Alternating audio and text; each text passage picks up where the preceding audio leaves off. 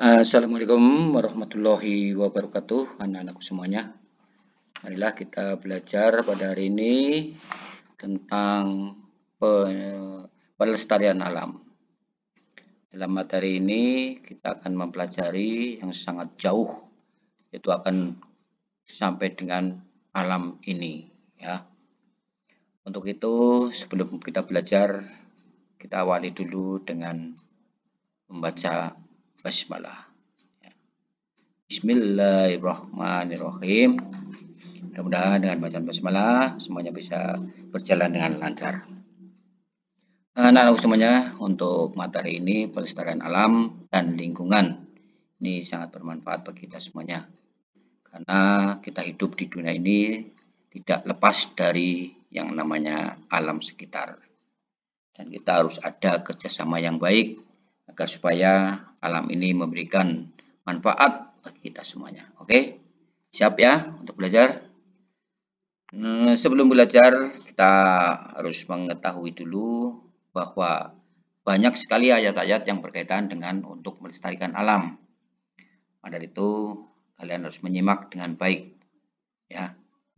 Ayat yang pertama untuk pelestarian alam ini adalah yang berkaitan dengan Quran surat Ar-Rum atau surat 30 ayat 41. Di situ ditulis Bismillahirrahmanirrahim. Dhaharal fasadu fil bari wal bahri bima kasabat aydin nas liyutiqahum ba'dal ladzi ngamilu la'allahum yarji'un. Shadaqallahul azim.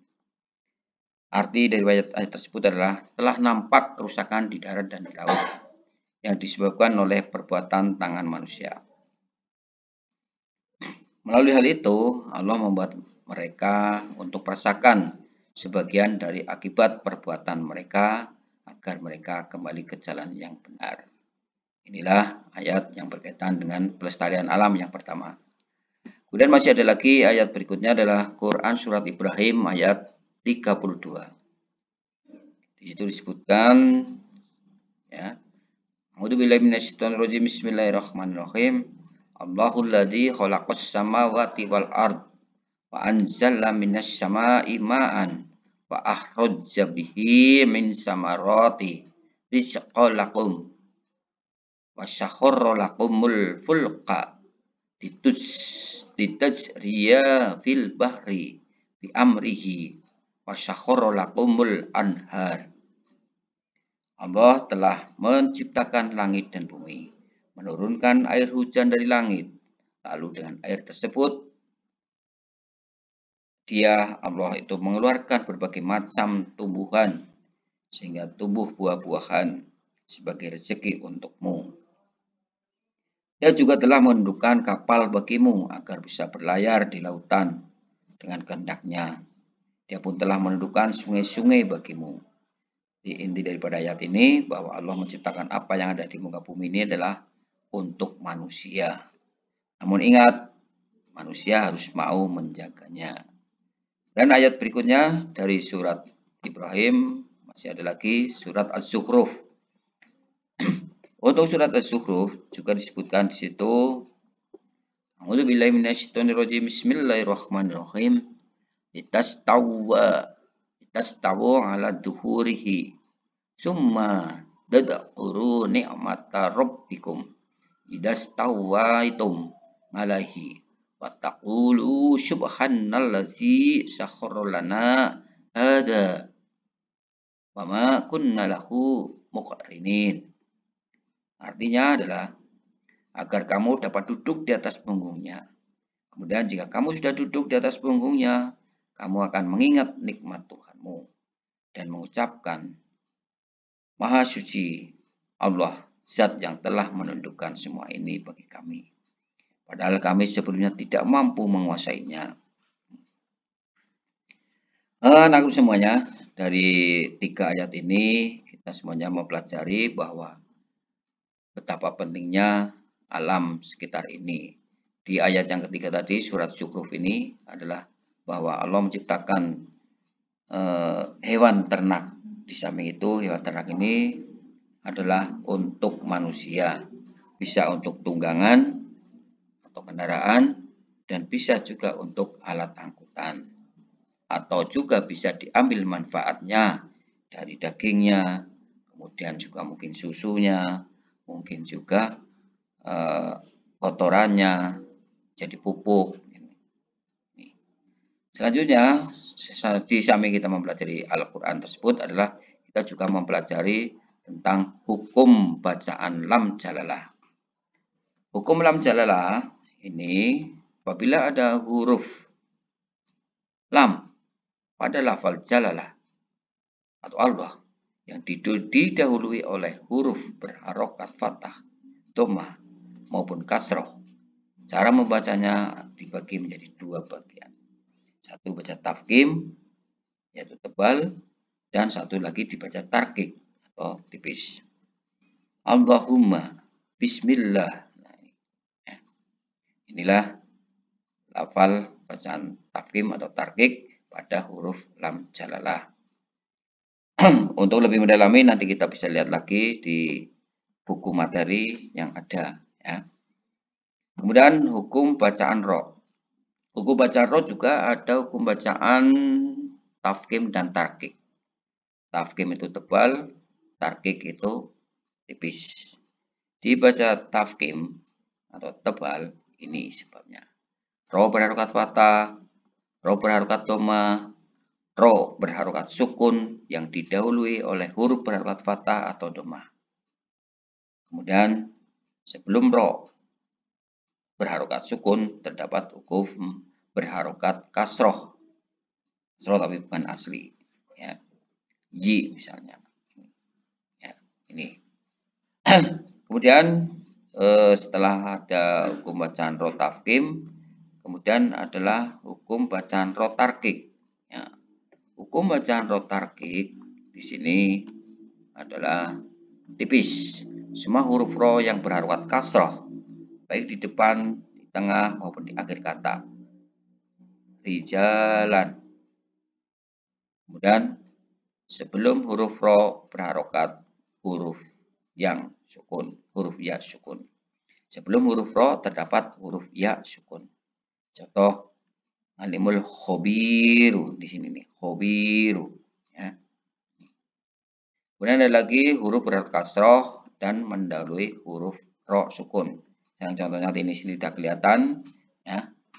Masih ada lagi selain ro tafkim dan tarkik ada ro jawazul wajhain. Boleh dibaca tebal, boleh dibaca tipis. Contohnya bisa dilihat nanti di buku, ya. Ini di sini ini tidak tertulis, tidak kelihatan, ya. Untuk ro yang dibaca tafkim tebal bisa dibaca tebal maupun dibaca tipis. Kemudian kandungan dari surat yang ada tadi, surat Ar-Rum, jadi kemudian surat Az-Zukhruf juga, ya. Ini sudah ada di sini. Dalam kandungan Quran surat Ar-Rum ayat 41 menceritakan bahwa umat manusia di masa lampau telah banyak membuat kerusakan di daratan maupun di lautan. Kemudian kerusakan tersebut berupa pencemaran hingga alam tidak lagi bisa dimanfaatkan atau tidak layak untuk ditinggali, dihuni. Kerusakan yang dimaksud dalam ayat ini adalah kerusakan alam yang disebabkan oleh manusia. Karena misalnya eksploitasi alam yang berlebihan, perampokan lahan, ya, mungkin hutan digunduli, gunung-gunung digunduli, tanaman-tanamannya, dan ada pembunuhan binatang-binatang secara liar. Ini juga termasuk bisa merusak alam. Dari itu di sini Allah melarang buat kerusakan lingkungan karena jelas dampaknya adalah akan berakibat bagi manusia itu sendiri. Kemudian di ayat ini juga perintah kepada umat manusia untuk menjaga dan melestarikan lingkungannya. Dan menjaga dan melestarikan lingkungan adalah tanggung jawab bersama, bukan tanggung jawab pemerintah atau perhutani ataupun satu bidang bertanggung jawab, misalnya Pak Polisi atau yang lainnya. Tapi adalah tanggung jawab bersama. Ini dari Al-Quran surat Ar-Rum ayat 41. Kemudian surat Ibrahim ayat 32.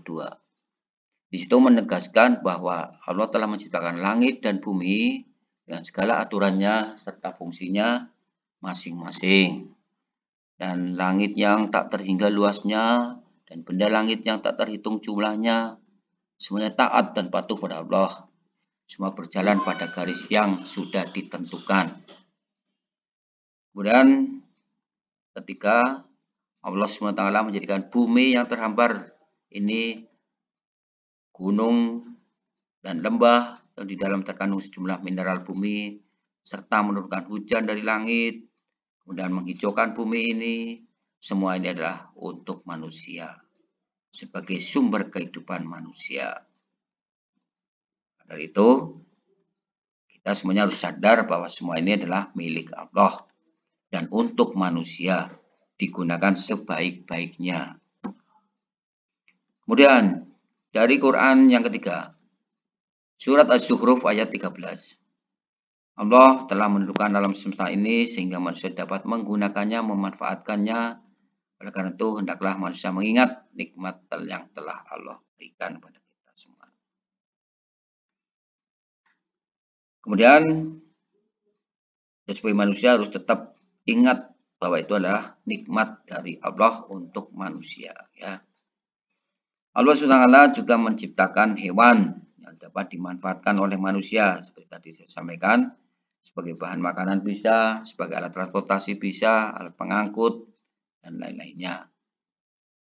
Juga mungkin ada yang bisa diambil susunya, diambil dagingnya, sebagai bahan makanan atau minuman bagi manusia. Kemudian ayat ini juga memerintahkan kita sebagai manusia untuk memperlakukan hewan dengan baik. Itu dengan selalu menyayanginya, melestarikannya, jangan sampai menyakitinya, apalagi membunuh tanpa sebab, kemudian dibunuh tanpa ada alasan tertentu. Kemudian kewajiban manusia adalah untuk menjaga alam dari kerusakan dan memanfaatkannya, karena itu adalah ciptaan Allah dan sebisa mungkin kita bisa melestarikannya. Itu adalah wujud mensyukuri nikmat Allah dalam perbuatan yang nyata. Jadi sebagai siswa punya kewajiban untuk tetap menggunakan sebaik-baiknya. Selanjutnya, contoh perilaku yang mencerminkan Quran surat Ar-Rum, Ibrahim, dan Zukhruf tadi yang di atas adalah kita sebagai manusia kesimpulannya itu menjaga mengelola lingkungan dengan prinsip keseimbangan yang berkelanjutan. Artinya kita bisa memanfaatkan potensi alam yang ada untuk kehidupan kita semuanya dan selalu menjaga dengan baik, mengantisipasi dampak yang mungkin bisa timbul. Kemudian senantiasa tunduk patuh dan taat pada Allah dalam memanfaatkan alam dengan penuh bersyukur, berterima kasih pada Allah. Dan di antara tandanya adalah kita menjaga, merawat lingkungan alam ini dari kerusakan agar tercipta keseimbangan dan berkelanjutan.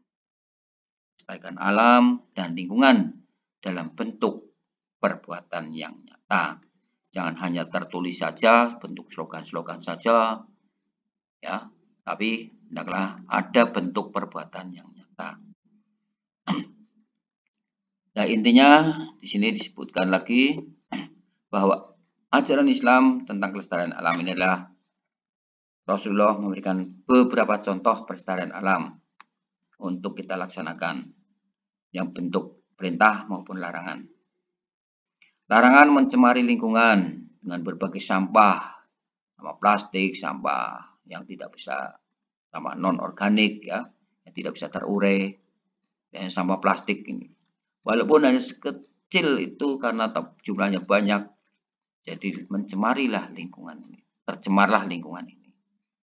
Kemudian jangan sampai membakar perkebunan, larangan ya, larangan membakar perkebunan, akan buka perkebunan kita bakar, itu jelas menjadikan bahaya. Di samping itu juga bisa erosi, bisa banjir karena perkebunan yang terbabat habis. Kemudian larangan menelantarkan lahan. Jadi kalau ada lahan kosong, kita jangan biarkan, tapi kita manfaatkan sebaik-baiknya. Kita tanami sebaik-baiknya. Kemudian penanaman kembali pepohonan atau reboisasi. Inilah dari ajaran Islam. Kesimpulan dari 3 surat tersebut adalah untuk kita semuanya melestarikannya dengan baik. Saya kira seperti itu anak-anakku semuanya. Ya, selamat belajar, selamat bekerja, selamat melestarikan alam. Kita bersama-sama supaya alam kita lestari. Nah, sampai alam yang ada di dunia ini untuk kita semuanya malah tercemar dan akhirnya anak cucu kita tidak bisa menikmatinya. Ya, demikian ya. Mudah-mudahan kita semuanya bisa melestarikan alam dengan baik. Jangan sampai alam yang sudah diberikan oleh Allah, tapi oleh kita dibiarkan saja atau malah dirusak.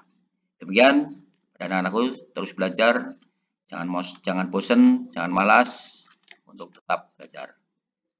Marilah tutup dengan baca hamdalah bersama Alhamdulillahirabbil alamin. Assalamualaikum warahmatullahi wabarakatuh.